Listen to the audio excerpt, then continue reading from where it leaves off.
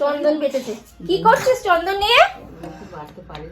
হ্যাঁ একটু বেটে দেখা তো, ভিডিওতে দেখি সবাই কেমন তুই বাটতে পারিস চন্দন। এটা কি হচ্ছে? ও বাটছে না তুই বাটছিস?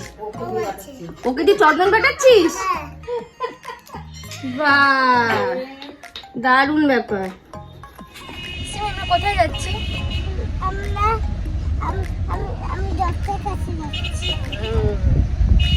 সিমিকে নিয়ে ডক্টরের কাছে যাচ্ছি। ভিডিও হচ্ছে তোমাদের পরে।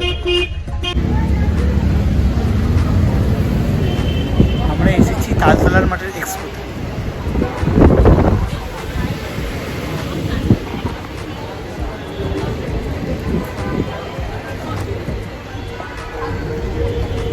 ডেনিমের ড্রেসের একটা কাউন্টার দেখলাম, খুব সুন্দর কালেকশন ছিল কিন্তু খুব প্রাইস, হাই প্রাইস। ওখানে কাশ্মীরি শলের যে কাশ্মীরি যে কাজগুলো হয় থ্রেডের, তার উপর একটা স্টল ছিল, সেটাও খুব সুন্দর ছিল। এখানে জুয়েলারি স্টল রয়েছে, চলো দেখো জুয়েলারি স্টলটা দেখবো। জুয়েলারি স্টলটা কালেকশন ঠিকঠাক, বাট ওই একদম খুব ওভার প্রাইস। মানে আমরা তো অনেক মেলাতেই যাই, সেই হিসেবে একটু ওভার প্রাইস। জর্দালু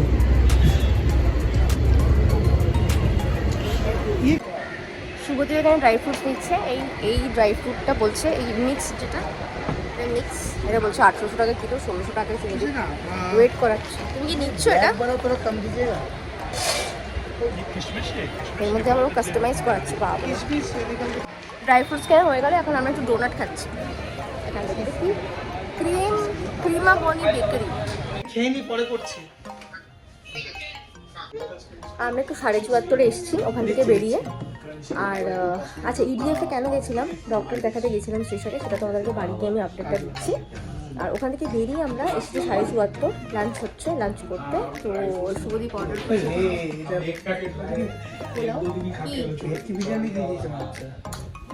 আমি তো দেখেই বললাম, আর এটা ভেটকি পাতি। Good evening. গতকাল ব্লগটা স্টার্ট করেছিলাম, বলেছিলাম তোমাদেরকে বাড়িতে এসে কেন কাল ডক্টরের কাছে গেছিলাম সিমিকে নিয়ে, সেই আপডেটটা দেবো।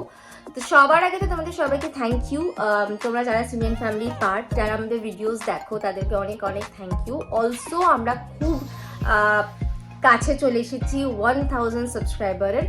উইদাউট এনি প্ল্যান্ড স্ট্র্যাটেজি আমরা ভিডিওস করি, স্পেশালি আমাদের ছোট্ট মেয়ে সিমি তার লাইফের কিছু মুহূর্তকে কি বলবো, লাইক ক্যামেরা বন্দি করে রাখা, যাতে সে সবসময় সারা জীবন ওই মোমেন্টগুলো চেরিশ করতে পারে। এছাড়া কিন্তু আমাদের বিশাল কোনো এজেন্ডা নেই। তো সেই জায়গা থেকে 1000 সাবস্ক্রাইবার, আমরা তো খুব খুশি। আমরা যেইটুকুনি গ্রোথ হচ্ছে বা যেইটুকুনি মানুষ আমাদের ভিডিওস দেখছে, আমরা সেটা নিয়ে স্যাটিসফাইড।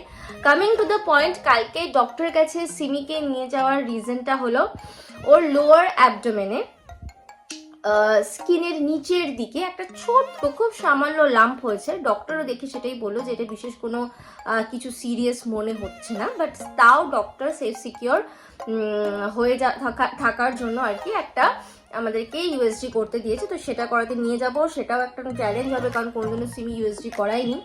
তো যেহেতু এখন আমি মায়ের কাছে আছি, এখান থেকে আমি সবসময় যা যা টেস্ট হয় মোস্টলি অ্যাপেলো থেকে করাই, বা চেনা পরিচিত যেগুলো একটুখানি ট্রাস্টওয়ার্থি জায়গা আছে সেরকম কোনো জায়গা থেকে ইউএসজি করে নেক্সট স্যাটারডে আবার ওকে আমরা ওকে আরেকটা চেক আপের জন্য নিয়ে যাব।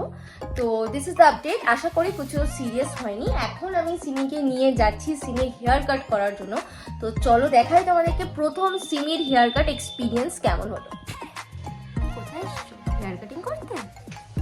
প্রথমবার পার্লারে হেয়ার কাটিং করবে? চুলটা শ্যাম্পু করা হলো না, বলো।